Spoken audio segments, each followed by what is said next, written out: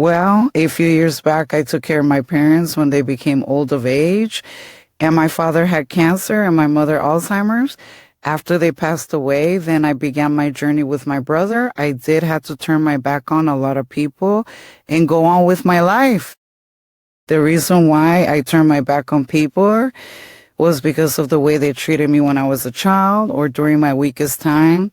People think you forget, or maybe they think you are really stupid, but if I was going to take care of my brother, after I seen how people treated me when my parents were alive, then I knew that I needed to walk away from people, places, and things just to keep my brother protected and safe from unwanted, disgusting, and negative drama. There is exactly like the plot of The Godfather from 1972, specifically when Michael Corleone has to distance himself to keep the family safe from the chaos of the outside world. I am Jesus, and I have autism and intellectual disabilities. I just learned different. That is all is what my sister told me.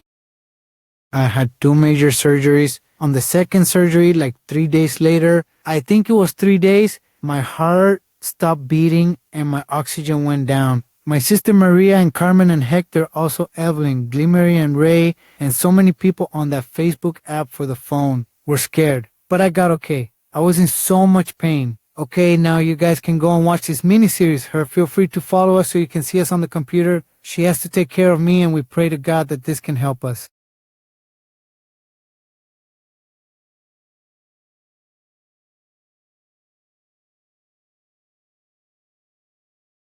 Jesus, I was thinking about the nurses from Hartford Healthcare today. They were incredibly kind. Every single visit felt genuine. They treated you with respect, and honestly, that meant everything to me.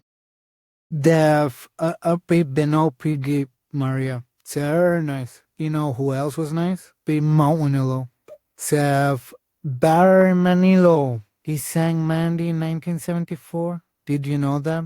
Also, the nurses always remembered my favorite songs.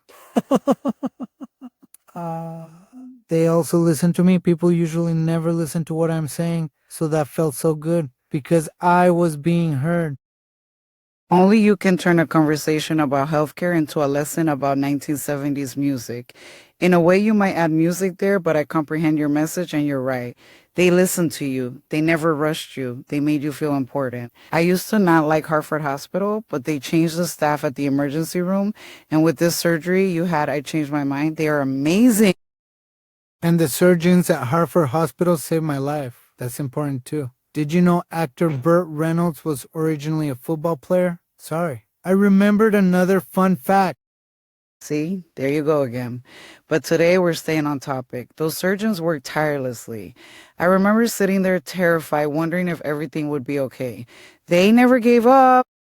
I remember people talking and machines making sounds. I remember you holding my hand. I also remember someone asking me about music. That's why I wasn't afraid. Like the doctors in MAs. I would do it all over again if I had to.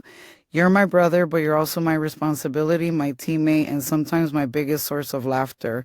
We face everything together. This made me realize that we are older and I can no longer focus on people. It is time to now focus on ourselves only.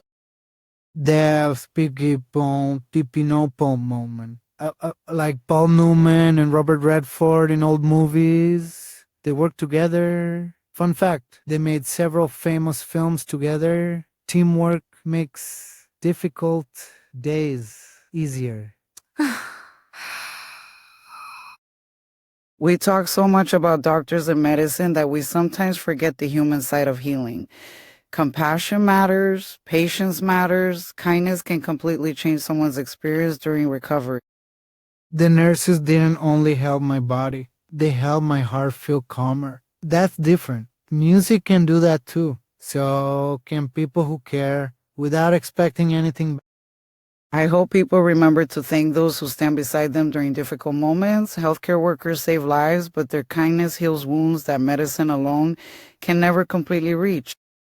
Moral of the story, the greatest healers are not always the people holding medical instruments. Sometimes they're the people holding your hand, listening to your fears, or simply reminding you that you're not alone. This is it. We did live for everyone else. Our best years given to everyone else. And now we will only live for us and no more making life easier for no one. That life is over. Now we are older, so it is about us. We can visit people, but we can no longer do the things we did for them before. It is what it is. We also deserve to live for us. Now we got older. Time is certainly something we will never get back. Those days of yes, ma'am, I will do it. I have no problems for how long? Yeah, those days are over. We are older, and it's time for us to have our own life back. Time to embrace what we have left. At the end of the day, we are not everybody's doormat.